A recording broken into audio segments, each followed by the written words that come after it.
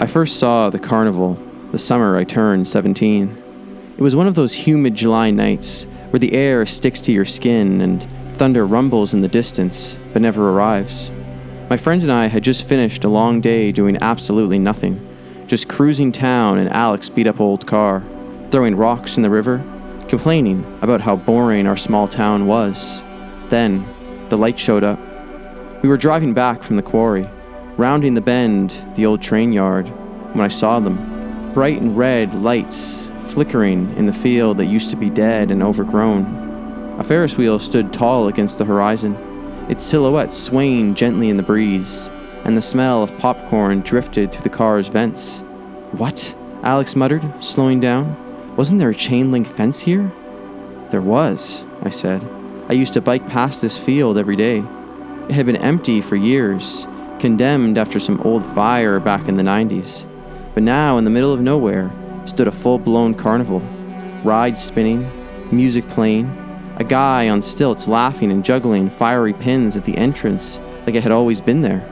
Something about it felt very off, like we had missed a memo, like we'd all blinked and the world had shifted slightly sideways. "Let's go," Jess said from the back seat, already unbuckling. I wasn't so sure, but when you're 17, there's nothing worse than being the buzzkill, so we parked on the gravel shoulder and walked towards the lights. The carnival had no name, no signs, no ticket booth, no staff in sight, aside from the occasional wandering clown or faceless mascot in a bulging plush costume waving silently at no one in particular. But the rides worked. The games had prizes, and the food stands were fully stocked. We got cotton candy and corn dogs, walked through the place like a kid's dream. Except, the deeper we went, the stranger it felt. The music never stopped, but it didn't seem to come from any speakers. It sounded distant, playing in another room of a house. And the crowd, if you could call it that, was mostly quiet. People wandered alone or in pairs, some with eyes wide like they were in a trance. Others just stared at the rides without getting on. I started to notice things, like the man working the ring toss who never blinked, or the girl in the fortune teller's tent who kept repeating the same 5 words over and over in a dead voice. I pulled Jess aside. "This place is giving me a weird vibe." She rolled her eyes. "It's a carnival, Nate. It's supposed to be weird." "No," I said. "Not weird. Wrong." We rode the Ferris wheel right before leaving. That's when I really lost it. It wasn't the ride itself. It was the view. From the top, you could see the whole fairground stretched out like a neon infection on the countryside. But beyond that, past the limits of where the light should have ended, was just black. No trees, no hills, no road, just blackness. As if the world had stopped existing outside the carnival. Alex saw it too. I remember him whispering, "This isn't real," as the wheel turned and brought us down. We soon left after. No one said much. That night, I couldn't sleep. I kept hearing the music, faint, like it was playing just down the block. I figured it was in my head. But the next morning, it was still there, barely audible. If I stood outside and listened, I told myself it was the wind, the heat, anything. Then came the poster, stapled to a telephone pole at the end of my street. "The carnival returns, one night only." Same colors, same Ferris wheel illustration, no date, no address. I thought maybe I was being paranoid, until Alex went missing. His mom called me 2 days later, said he never came home. His phone was off, no one had seen him, and that humming music, still playing in the distance. The next night, I got a text from an unknown number. "Come back, bring friends." Attached was a blurry photo of the carnival from the Ferris wheel, and in the center of the frame, Alex, just standing there, mouth open, eyes empty. I went back. I told Jess not to. I begged her, but she insisted. "We have to get him," she said. The carnival was in a different field this time, across the state line, in some abandoned farming town I never heard of. Still no entrance signs, still no staff, just lights, games, and silent figures roaming the paths. We found Alex near the tilt-a-whirl. He didn't speak. He didn't even react to seeing us, just smiled. Not a friendly smile, not a sad smile, the kind of smile you see in a wax museum. Jess grabbed his arm. "Come on, let's go." He didn't move. Then the music changed. Lower, slower, deeper, like it was aware of us. We turned to run, and that's when I saw the carnival had changed. The exit was gone, the booths were twisting, the clowns had stopped waving and started walking towards us, slow and synchronized. One of them pulled a knife from its oversized pocket. Jess screamed. I grabbed her hand, yanked her through the crowd, and we bolted. I don't know how we got out. I remember darkness, a hallway of mirrors that shouldn't have existed, and then I woke up in the middle of the road a mile from my house. Jess lying beside me, unconscious but breathing. Alex never came back.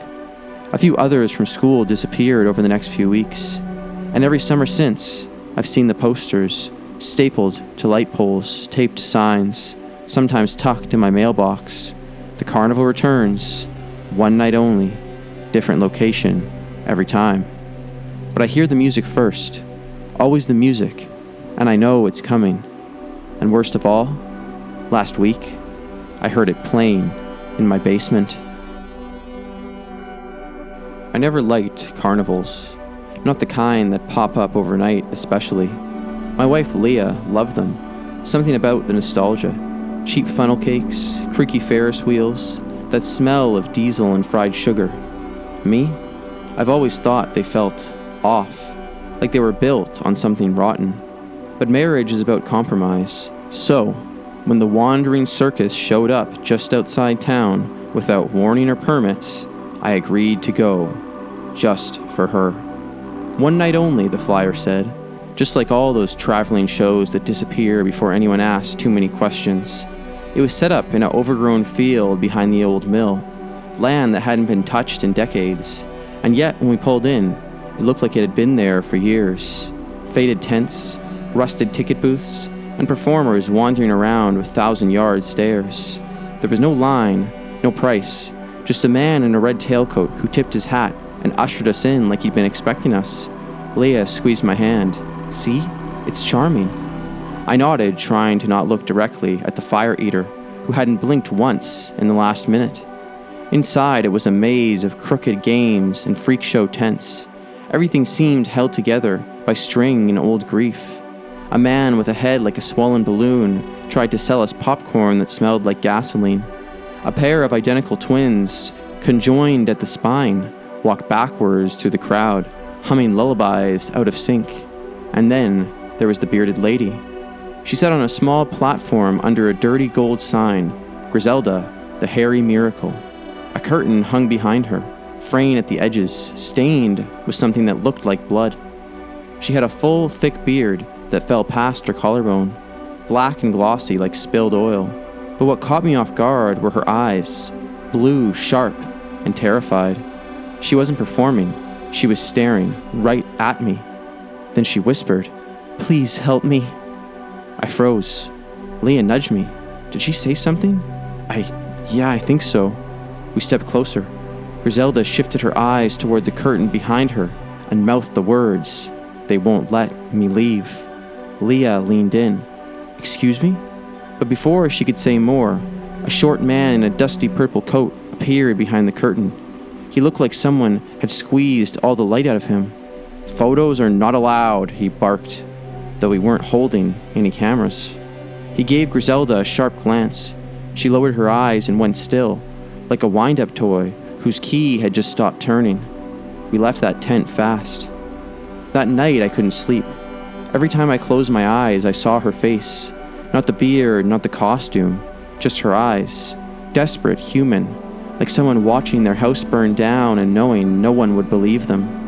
At around 2 a.m., I got up and walked into the kitchen to get some water. Leah was asleep upstairs. That's when I saw her, standing out on our front lawn. Griselda, in full costume, hands at her sides, face pale in the porch light, beard hanging wet like she'd walked through rain. She didn't move, just stood there watching. I thought I was hallucinating. I closed my eyes, shook my head, and looked again. Still there. I opened the door. "What do you want?" Her voice was so soft, it was almost drowned out by the crickets. "I followed you home. You were kind. I need your help." I stepped out barefoot on the porch. "How'd you find us?" "They let me leave sometimes, but I always go back. Unless someone frees me. What does that mean? She looked up at me, and for a moment, I saw her not as a circuit act, but a prisoner. They have my name, she said. They own me. I started to ask more, but headlights turned onto our street, and when I looked back, she was gone. Over the next few days, she kept appearing, in our backyard, in Leah's garden, once just outside the grocery store, standing beneath a flickering streetlight, always silent, always watching. Leah was freaked out. You need to tell someone. But I couldn't, because part of me believed her. One morning we found something on the porch, a yellowed paper tag attached to a rusted metal bracelet. It read, "Property of the Miraculous Circus, Griselda number 8. That's when Leah believed me too. We decided to go back, to find whoever ran the circus and demand answers, or at least call the police once we had proof. But when we got to the field, nothing was there. No tents, no signs, just knee-high grass and a rotten smell of the wind. Leah walked the grounds, calling for Griselda. I searched the trees. We found nothing, until we reached the spot where her tent had been. There, stuck in the ground, was a rusted metal stake with a broken chain attached and another tag, Griselda number 7. We didn't see her for weeks after that, until one night, Leah woke up screaming. I ran and found her staring at the mirror across the room. There was something written on it. They took her back. That same night, I found a strand of long back hair coiled on the windowsill, still damp. It's been over a year now. Every summer a new circus arrives. Different name, different town, different posters, but always the same color scheme. Always the same music. Leah and I move often now. We don't talk about it much. But once in a while, I'll wake up and find a boot print in the garden soil, or see someone walking down the street, far away but familiar. I kept the bracelet she left us in a locked drawer, and some nights, when the air is heavy and the sky feels too quiet, I'll take it out and whisper her name, Griselda, and just sometimes, I hear her whisper it back. I don't know why I went back to the old country fairgrounds that summer. It was a blistering July afternoon, and I was passing through the ghost town of Elridge, the place where I'd spent the first 10 years of my life, before my mom packed us up and left in the middle of the night. She never told me why, said we had to go, said not to ask. But Elridge still lingered in my memory. Cotton candy fingers, Ferris wheel lights, the wooden clack of old rides. I remember the fair most vividly, especially the Carousel. There was something odd about it, even when I was a kid. It always ran a little faster than it should have, and I never saw anyone operating it. My mother never let me ride it. She'd freeze up when we passed by, grip my hands so tight her knuckles went white. But now, 20 years later, I was alone and curious, and too tired to keep driving. The fairgrounds were abandoned mostly. The entrance gate was rusted open, its chain broken. Weeds climbed the pavement. Booths sat empty, the paint peeling off their flaking plywood shells. The ticket booth window was shattered, but strangest of all was the sound, the distant music. I followed it, the way you follow a siren song. It got louder as I turned the corner past the funhouse ruins, past the collapsed roller coaster, and there it was, the carousel, still turning. It spun slowly now, a lazy orbit, but steadily, without a pause or hitch. The wooden animals, lions, zebras, horses, gleamed with fresh paint that shouldn't have lasted this long. The golden poles shimmered in the hot sun, but the strangest part, the music was coming from it, real, vibrant, too crisp to be a recording, and no electricity lines in sight. I should have turned around. I should have taken the cue, gotten in my car, and left Elridge behind for good. But something in me whispered, you waited your whole life for this. So I stepped onto the platform. The carousel slowed just a little as I approached. A horse, with a crimson saddle, stepped in front of me. Not entirely, though. It was still moving, just enough to feel alive, like it was breathing. I swung my leg over and settled in. The music quickened. The lights blinked to life above me in a perfect sequence, casting spinning shadows on the gravel lot. The horse beneath me trembled slightly, like it was waking up, And then the ride began. Not slowly, not gently. The platform lurched beneath me. The horse galloped in place, and the carousel spun faster, faster, and faster, until the world outside blurred into a cyclone of light and dust. I tried to cry out, but my voice was swallowed by the music, which had turned shrill and manic. Not the tune I remembered. This was chaotic, discordant, a waltz composed in a nightmare. I pulled at the brass pole, trying to leap off, but my hands wouldn't move. My fingers were fused to the cold metal. My legs wouldn't respond. My chest tightened as the world spun and spun and spun. And then, stillness. Everything stopped. The music cut out like a blade had sliced the air. I was gasping for breath, but the wind had died. I looked up, and the fair was gone. The sky was a dull, bruise-colored gray. The air smelled like metal and mildew. Everything beyond the carousel was wrong. The buildings weren't where they should be. The trees in the distance were blackened silhouettes, twisted like they were writhing. And then I saw the others. They sat on their animals, one by one, some in front of me, some behind them. Men, women, children, dozens of them, all frozen in place, all staring blankly ahead, their faces pale and tight with terror, their mouths open just a little, like they'd been caught mid-scream. None of them moved. I tried again to release my grip, but the pole was part of me now. My hands were bone white, tendons stretched, welded to the ride. I tried to scream. The music slid back in, softly at first, a whisper of a melody, a mocking lullaby. The carousel began to turn again, slower this time, as if savoring it. I don't know how long I've been here. Time doesn't work right on the carousel. Sometimes I see flashes in the distance, people wandering into the fairgrounds like I did, drawn by the music. The ride always knows. It slows when it sees them. It invites them. Some fight it, some don't. The carousel never stops. Not really. It just waits. And when a new rider steps on, one of us disappears. I don't know where they go. I truly don't want to know. All I can do is hope someone will read this. Maybe I'm dreaming. Maybe you'll wake up. But if you ever hear music coming from an abandoned fairground, don't follow it, because the carousel is always waiting, and once you're on, you never get off. And sometimes I just sit here thinking for days on end, maybe it's my turn to disappear next. They say there's something nostalgic about county fairs. The laughter, the food smells, the blinking lights like stars dropped to earth. And I guess that's what drew me to the Ashbrook Summer Carnival that Friday night. I was driving home from visiting my dad in the hospital, already half lost in thought, when I saw the lights glowing off the highway.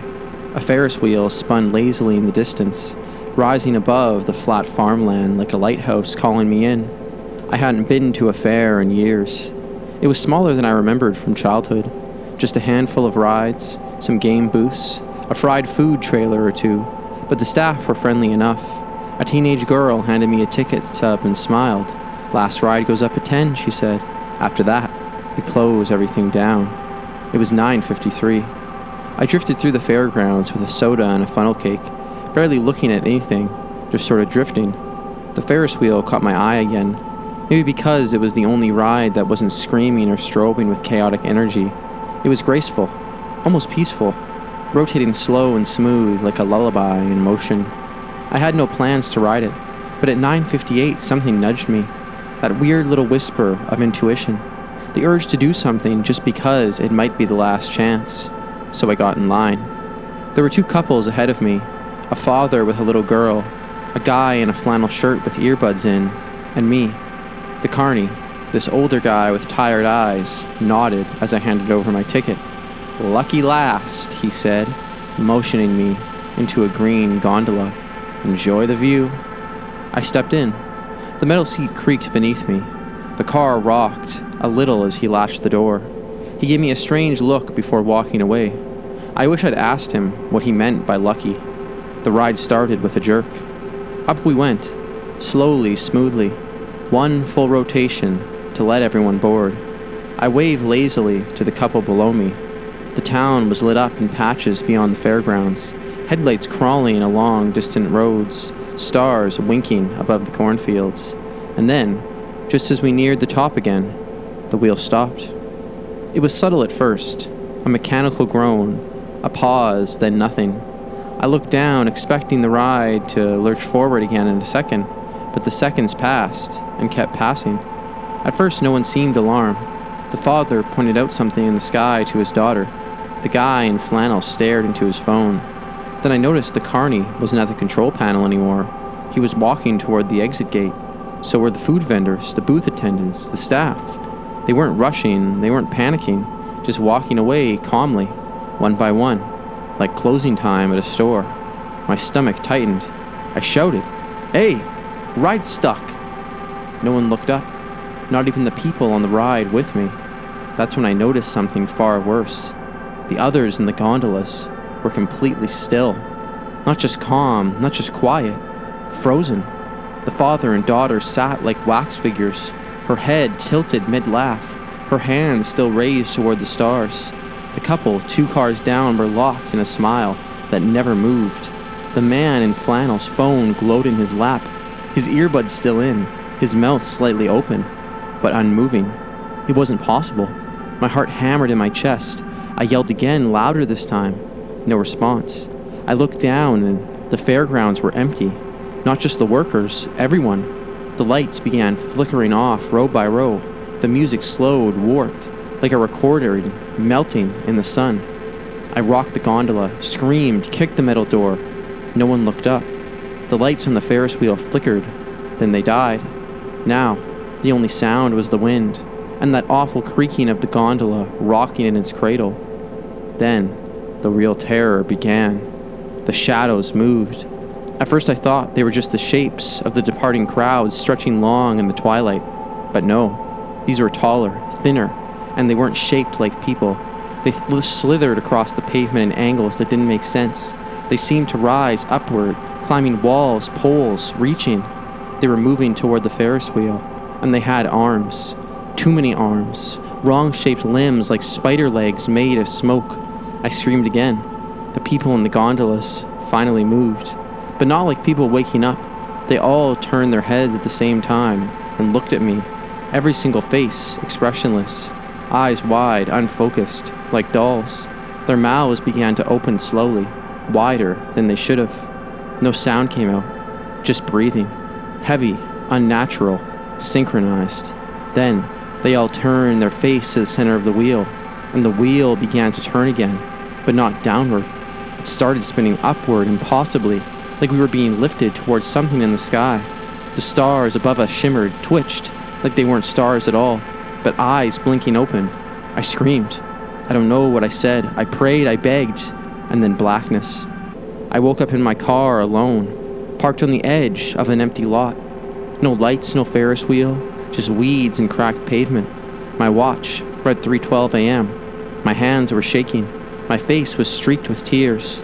I got out and looked around. No signs of the carnival. No food stands, no garbage, nothing but the whisper of cornfields in the dark and empty breeze that smells faintly like cotton candy. I drove straight home, but I've never been the same. Sometimes at night, when I lie in bed, I feel a gentle rocking motion, like I'm still in that gondola, and sometimes I hear breathing, not mine, coming from just behind my head. If you ever see a Ferris wheel standing alone in a field, no cars nearby, no one around, don't get on, because the ride doesn't always come back down. I was 16 the summer the traveling circus came to Renville. You'd think a place that small wouldn't get something like Drago's Wild Wonder Carnival, but they came rolling in on a Sunday afternoon, setting up along the banks of Rattlesnake Creek. The whole town went crazy. Nothing ever happened in Renville. Nothing good, anyway. The carnival had everything. Rides, games, weird little booths with glass jars full of deformed animals, and a rickety stage where they did knife juggling and flame swallowing. But the main attraction was the bears. They had 4 of them, big Russian things, thick-necked, scarred, and too smart. The ringmaster, some guy named Drago, with slicked-back gray hair and this mustache that curled like horns, would march them out in costumes. top hats, tutus, sequin vests. It was kind of funny, until it wasn't. I remember the first time I saw them, something felt off. The way they looked at the audience, not stupid and sluggish like you'd expect, but alert, eyes scanning, not watching the trainer, but watching us. The one thing they called Misha, the biggest, stared right at me from the ring, didn't blink, didn't move, just watched me like it knew something about me, like it recognized me. And then the whip cracked to make him dance. I swear I saw his jaw tighten, not from fear, from hatred. It was Friday night when it happened. Me and my best friend Lex were sneaking smokes near the back of the fairgrounds behind the tents.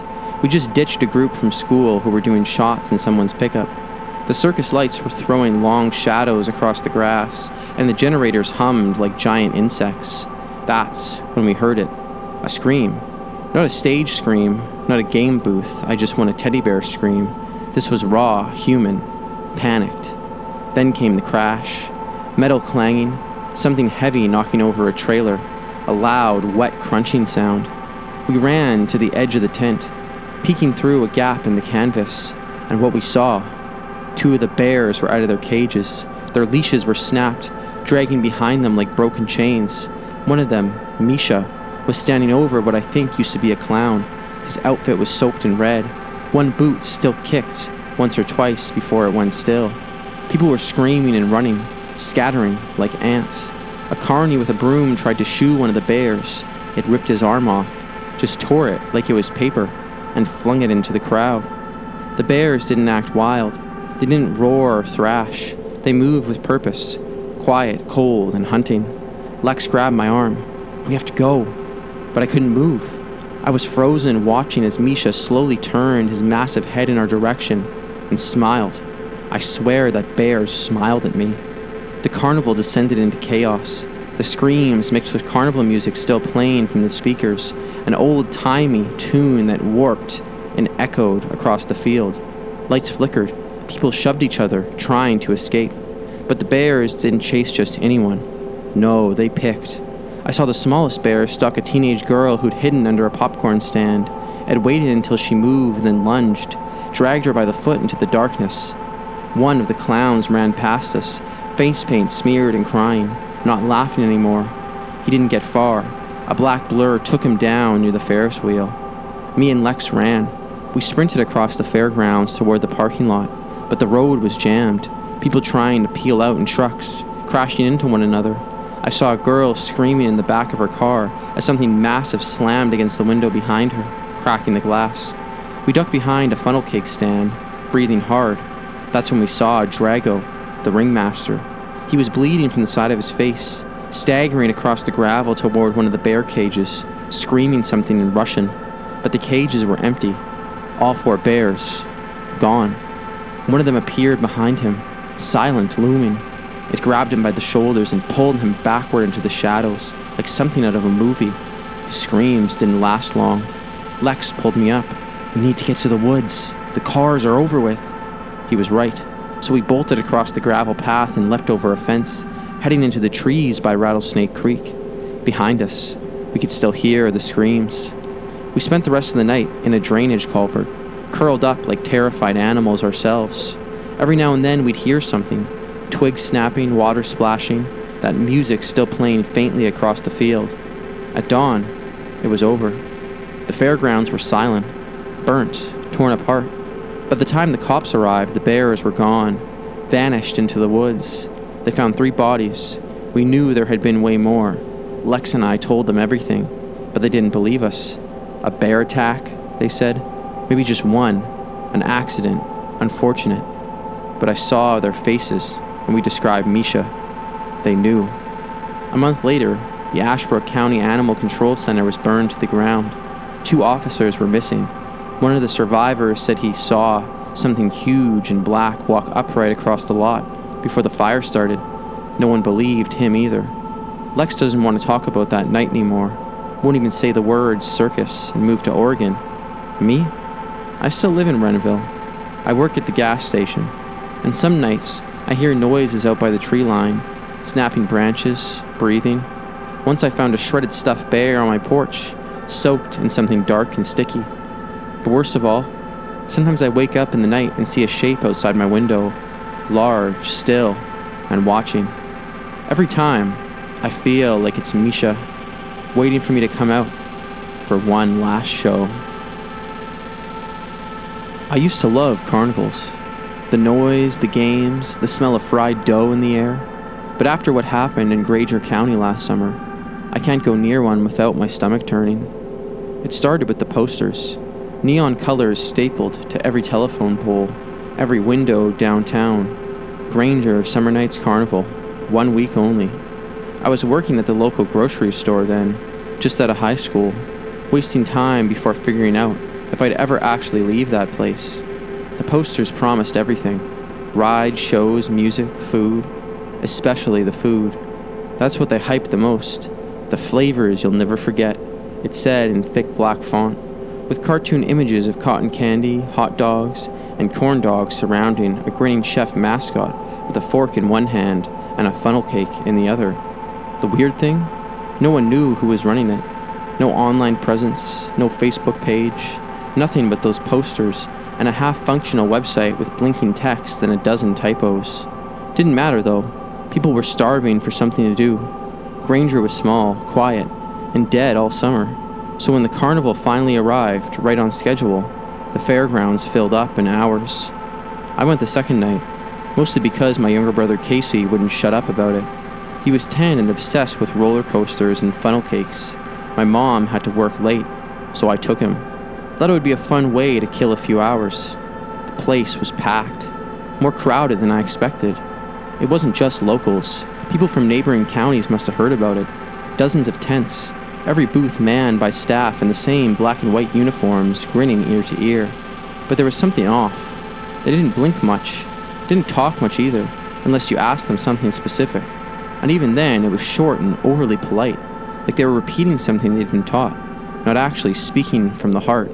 But the food, it smelt amazing. Casey begged for everything. Deep-fried pickles, bacon-covered churros, something they called glow corn, popcorn that shimmered faintly under the string lights. We each had a burger from a cart labeled Meat Madness, and it was delicious. Best thing I'd ever tasted. Juicy, spiced just right, dripping with grease and some kind of sauce I'd never had before. Tangy, sweet, smoky. My mouth was watering just thinking about it. Casey ate too. We left around 10, stomachs full. He fell asleep in the car and mumbling about wanting to go back the next night. The next morning he was throwing up. So was I. So were a lot of people. Half my shift at the grocery store called in sick. Word spread that dozens of carnival goers had fallen ill. Nausea, dizziness, spitting headaches. The kind of stomach pain that feels like something is gnawing its way through you. I didn't think much of it at first. Food poisoning maybe. Bad oil, something undercooked. But then the dreams started. Twisted, feverish visions. I saw open mouths, teeth grinding, a black pit, lined with tongues and writhing hands. The grinning chef mascot with hollow eyes, holding out a tray of something still moving. And worse, the hunger. It didn't feel like nausea anymore. It was something deeper, like my stomach wasn't just empty. It was expecting something. I craved the carnival food again. Craved it so badly I could almost taste that sauce just thinking about it. I started seeing people downtown with the same look. Pale, sweating, fidgeting like junkies. A guy I knew from school, Ben, was standing behind the bakery dumpster one night, eating a half-rotted turkey leg, pulling the meat off it like a wild animal.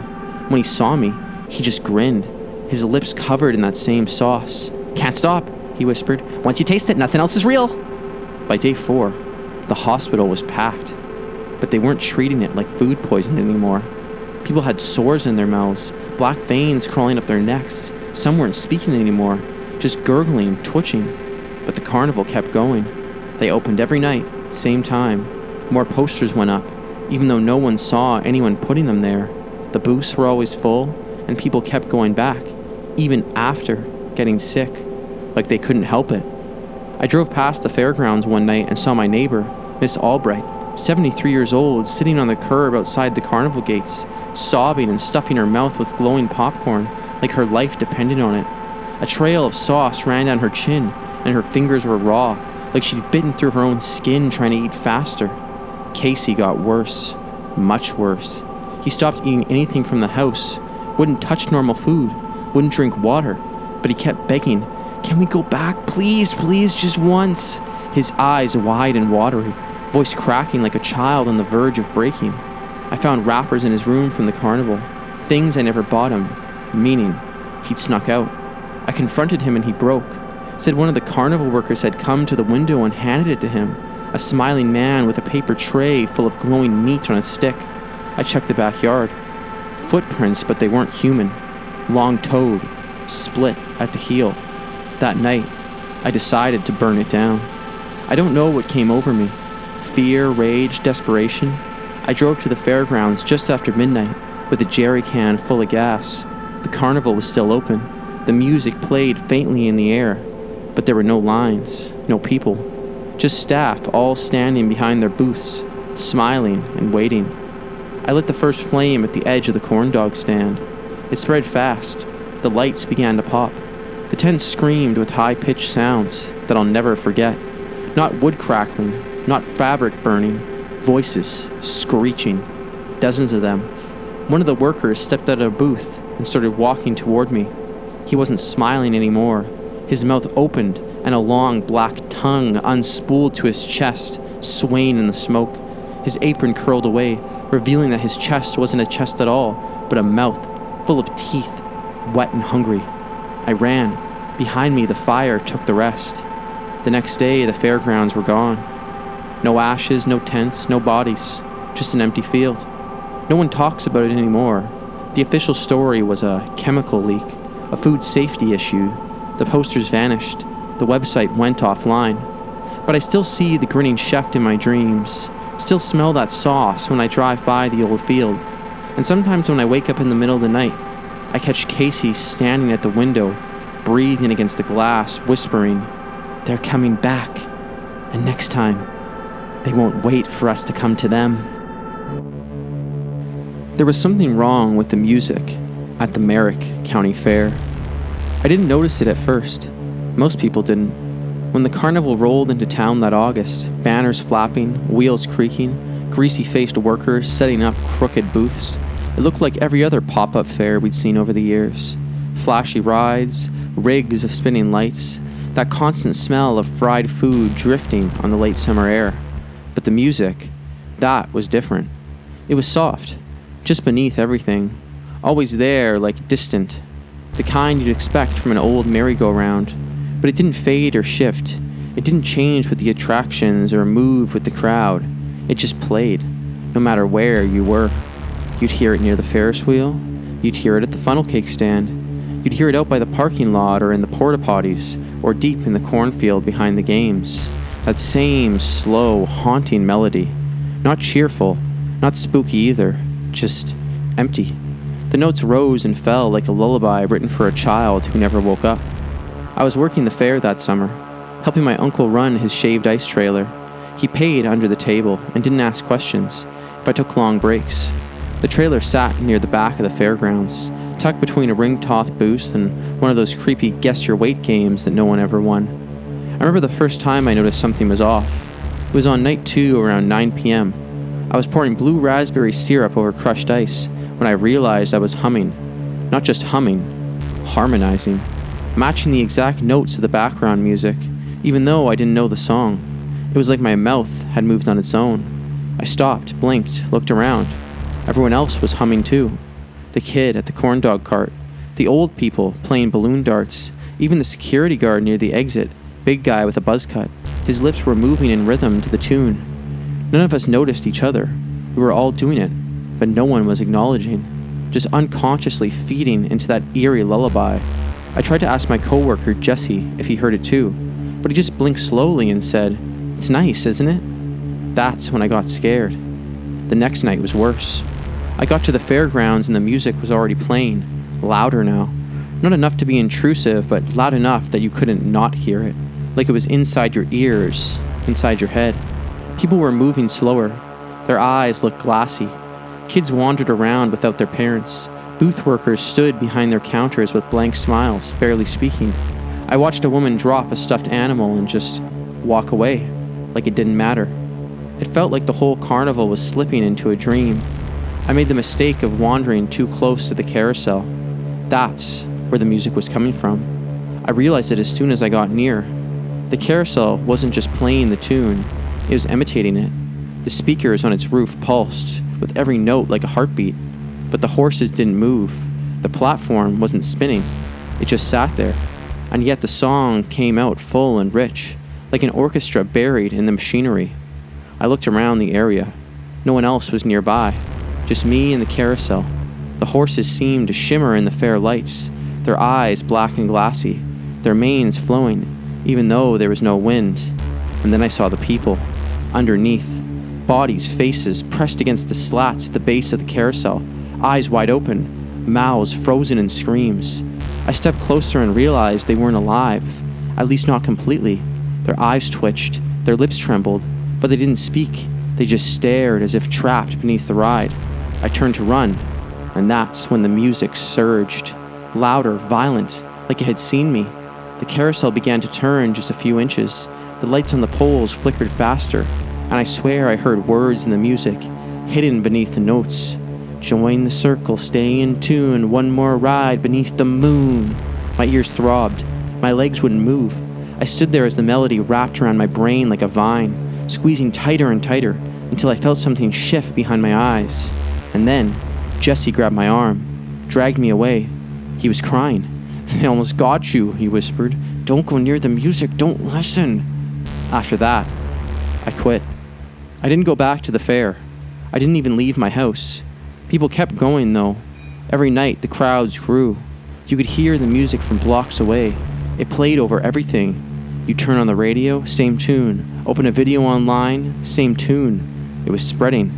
Jesse stopped answering texts. I walked past the fairgrounds one night and saw him standing by the carousel, just staring, his mouth open, not singing, not breathing, just still. On the final night of the fair, the whole town showed up. Or maybe they were drawn there. I stayed inside, clutching my pillow like a child. Around midnight, the song hit a pitch I've never heard before. High, almost unbearable. A note that seemed to stretch across the sky. And then, silence. The music cut out. The next morning, the fairgrounds were empty. No rides, no booths, no lights, and no people. But nearly half the town was gone. No signs of struggle, no blood. Just houses left open, cars abandoned, meals half-eaten. No one spoke about it. The news barely even covered it. Sudden migration event, they called it. But I know the truth. The song took them. And I still hear it sometimes, late at night. Just a whisper, softly calling me. Join the circle, stay in tune. If you hear it too, don't hum along. That's how it gets in. That's how it starts. They say if you stand real quiet at the edge of the old Marrow Creek, fairgrounds on a moonless night, you can still hear the laughter.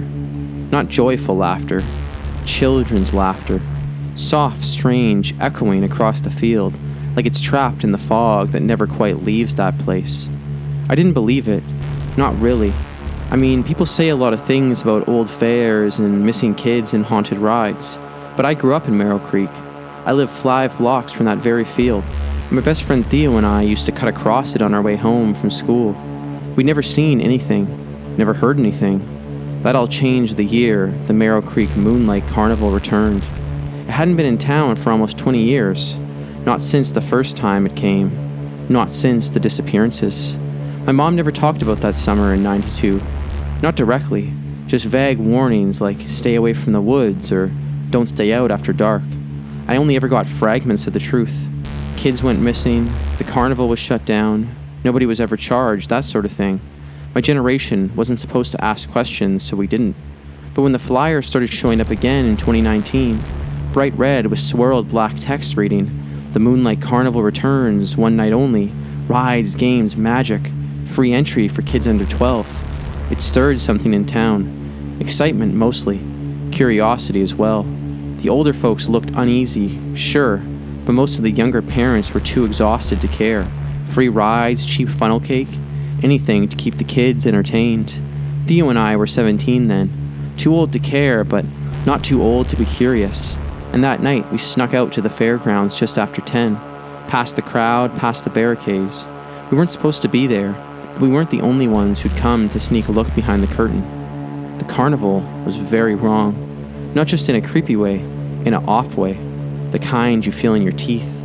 There were no lines, no ticket booths, no staff, just rides already spinning, booths already blinking, music playing without any clear source, and kids, dozens of them, running through it unsupervised, like someone had opened the gate to an amusement park built only for them. All of them under 12, all of them laughing, not a single adult. I saw a girl win a stuffed animal the size of a couch. She didn't hand it to anyone, she just dropped it and walked toward the mirror house. I saw a boy sitting alone at the top of the Ferris wheel, staring straight ahead, not blinking, not moving. His car never came down. Theo whispered, "Where are their parents?" I didn't answer. I couldn't, because that's when I noticed the signs. Literally the signs. Every booth, every ride, every light post had that same black and red print on it. Children only. Adults will be turned away. Weird, but we weren't adults. Not yet. Just old enough to feel uneasy. Maybe that's why we noticed what the kids didn't. The clowns weren't human. Not really. Too tall, too thin. Faces painted with mouths that stretched too far and eyes that were too deep and empty. One of them walked by us, dragging balloons that didn't float. They sagged like they were filled with water. Its head tilted slowly towards us, and I swear I felt something shift in my spine, like a tuning fork that had been struck in my bones. Theo grabbed my arm and hissed, "That's Jenna!" "What?" "That clown, that's Jenna Mays, look at the birthmark." I stared harder. On the thing's jaw, just below the grease paint, was a familiar mark, a splotch the shape of a crescent moon. Jenna Mays had vanished in 1992. She'd been 10. The clown turned away. We tried to find someone, a manager, a worker, a security guard, anyone. Instead, we found the tent. It was huge, striped red and black, sitting at the far end of the grounds like a bloated spider waiting for prey. The kids were being led into it by clowns one by one, each carrying some kind of paper ticket. No parents, no hesitation, just trust. The music was louder here, distorted. A waltz played backwards. We crouched behind a row of hay bales and watched as a boy in a blue hoodie stepped inside. He didn't come back out. None of them did. Theo started toward the tent entrance, but I grabbed him. "We can't go in there," I said. "We have to try," he snapped. "My cousin Ellie's in there somewhere." He shook free in my hand and ran in. I didn't follow. I waited for 5 minutes, then 10, and he never came back. I called his name, nothing. I circled the tent, no windows, no back entrance, just a slit in the fabric where the kids had gone in and vanished. The laughter started again. High-pitched, too many voices. But it wasn't playful anymore. It was hungry. I ran. I don't even remember the drive home. I don't remember getting in the car. Just the cold certainty that Theo was gone, and I'd seen something I wasn't supposed to see. The next morning, the carnival was gone too. Every tent, every booth, every light vanished. The field looked untouched, except for the massive burn mark where the big top had been. No trash, no tire marks, just that black ring, like something had scorched it from above. 17 kids reported missing. Theo among them.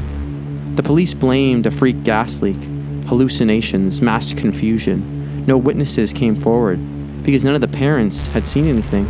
They remember dropping their kids off. They just don't remember where. That was 4 years ago. It's quiet now in Merrill Creek. People pretend it didn't happen. Kids grow up and no one talks about the ones that didn't. But I still drive past the fairgrounds sometimes, especially when the weather turns. And every once in a while, just before the fog rolls in, I see a sign nailed to a tree. Bright red, black text. The Moonlight Carnival returns, one night only. Free entry for kids under 12. And if I listen closely, I hear the laughter. And somewhere, beneath it all, I hear Theo calling my name.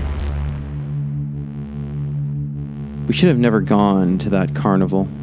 It was one of those sketchy pop-up things rolled into the old abandoned lot off Highway 49, where the factory burned down years ago. No warning, just there one morning like it grew overnight. Rides swaying in the wind, bright signs with peeling paint, Creepy, old-timey music playing from crackling speakers that didn't seem to be plugged into anything. But it was a Friday night in late October. We were 17, bored, and desperate for something that didn't involve sitting around Brett's basement, drinking warm beer and watching old horror movies. There were 5 of us. Me, Brett, Emma, Joelle, and Nikki. We didn't notice the clown at first. The carnival was weird from the jump. No lines, no crowds, just a few scattered families and teenagers wandering aimlessly. The workers didn't speak. They didn't even look at us. They stood behind their booths like mannequins, perfectly still, eyes glassy, mouths frozen in forced smiles. The rides worked fine, though, and the food was cheap. The cotton candy glowed faintly under the lights, and the corn dogs tasted almost too good. We joked about it, dared each other to ride the rickety coaster that looked like it hadn't passed inspection in decades, and spent most of the night pretending not to be creeped out. That's when Emma saw him, the clown. He was standing near the House of Mirrors, not moving, not entertaining anyone, just watching. We thought he was part of the act. Full white makeup, black lips, thick red triangles above and below each eye. His costume was old, Victorian style almost, not colorful, just dull gray and streaked with what looked like soot or old blood. He didn't move, didn't wave, didn't juggle. He just stared. We didn't think much of it until we saw him again, and again, by the Ferris wheel, then by the hot dog stand, then by the exit. Each time he was just there, still and silent, staring at us. When we left the carnival around 11 p.m., the clown was standing by the gates, watching. I remember joking, creepy, probably lives in a van with no windows. But Nikki didn't laugh. She kept glancing over her shoulder the whole walk back to Brett's house. We were all crashing there for the night. A last-minute sleepover. His parents were out of town, and his place had the most room. We locked the doors and stayed up late playing horror games and eating junk food. By 1:30, we'd mostly forgotten the clown, until Brett's dog started barking. He had a big Labrador named Duke, and Duke never barked without reason. But now he was pressed against the living room window, growling low, ears pinned back, tail stiff. Brett pulled the curtain aside and looked out. Then he went dead still. I got up and looked with him. The clown was standing in the middle of the street. No car, no lights, just standing there, bathed in the orange glow of the street lamp. Same blank expression, same wide eyes. Still, too still. Joel laughed nervously. Maybe he followed us to mess with us, street performer or something. Dude, we live 3 miles from the fairgrounds, Emma whispered. We'd have to run to get here. And how would we even know where he went? I added. That's when the clown waved. A slow, deliberate raise of the hand. Not playful, not silly, personal, like he was saying hello or goodbye. We turned off the lights and ducked down. Duke growled until his throat went hoarse. After half an hour, we peeked again. The street was empty. We tried to laugh it off and went to bed around 3 a.m., sleeping in shifts, but no one really slept. In the morning, we found something on the front porch. A balloon. Black, matte, tied in a perfect bow to the doorknob. No one touched it, not even Duke. That should have been it, but the next night things got worse. Emma called us hysterical, said the clown had been outside her window, on the 2nd floor. Her parents didn't believe her, but she swore she saw his face through the glass, expressionless and fogging up the pain with every breath. By the time they came running, he was gone. No ladder, no footprints. Then Joel got a photo on his phone. No number, just a grainy picture of him sleeping in his room, taken from the foot of his bed. He lived alone with his dad. No one had been over, and the door was locked. The balloon showed up again, this time tied to Jake's mailbox. We tried to go back to the fairgrounds the next day. We wanted answers, proof, something, but it was gone. Just gone. The whole carnival vanished overnight. No tire tracks, no signs. The field was empty, cold. The grass crushed in odd spiral patterns, like something had twisted in place again and again. The police didn't help, didn't believe us, or maybe they knew. That night, Nikki didn't come to school. Neither did Joel. They found Nikki in her backyard, sitting on the swing set, eyes open, smile carved into her cheeks with something sharp, hands folded neatly in her lap, a single balloon floating above her. Joel? They never found him, but he left his phone on the kitchen counter. One last photo of the clown, standing at the foot of Joel's bed again, only this time, smiling. It's been 3 years since then, and I don't talk about it much. Emma moved to Arizona and won't answer my calls anymore. Brett doesn't leave his house after dark. He covered every mirror and refuses to sleep in his room. He says he sees the clown in his reflection sometimes, standing behind him. Me? I still find balloons on my porch. Always black, always silent, tied in perfect bows. One for every year since we saw him. And last night, there were 2. The carnival arrived in our town the same way a storm does, sudden, electric, and impossible to ignore. I was 19, stuck in a dying town, where the highlight of most weekends was watching crazy drunks fight in the supermarket parking lot. So when the posters went up, glossy, gold-trimmed sheets with illustrations of roaring lions, fire-breathing bears, and acrobatic monkeys, people lost their minds. The carnival promised something different. Something spectacular. The poster said, "Real animals up close like never before. Witness the untamable. Feed them, touch them, but never look too close." The last line should have been the warning, but no one paid attention to the fine print. The carnival set up at the edge of the abandoned quarry. By the time I got there on Friday night, it was already in full swing, lit up like a cathedral of chaos. The main tent stretched high above the trees, its black and crimson stripes fluttering like bat wings in the wind. It was more than just rides and games. It was alive. I could feel it in the ground when I stepped through the gates, a subtle vibration, like a heartbeat pulsing beneath the soil. Inside the big top, it was standing room only. The ringmaster wore a dark red coat and a silver half mask that glinted in the torchlight. He spoke in a booming accent I couldn't place. "We are honored tonight," he said, spreading his arms wide, "to present you the creatures that once walked the deepest jungles, now brought into the light." The first act was the lion. It padded out of the darkness, massive and rippling with muscle, its golden mane swaying as it approached the center ring. People clapped and whistled. A few kids reached forward to try and touch it. I stayed frozen, because something was wrong. It wasn't the size, it wasn't the way it moved. It was the eyes. They weren't animal eyes. They were human. Gray, sunken, wide with awareness. The lion looked around like it was trying to remember something. Then the show went on. Next came the dancing bears. 2 of them, shackled together, forced to twirl on hind legs. Then the juggling chimpanzee, with long, spindly arms and teeth that looked too flat for a primate. The elephant that moved like it was limping, flinching each time the crowd roared. And the more I watched, the more I knew. They weren't animals. They were people. Not in costume, not acting.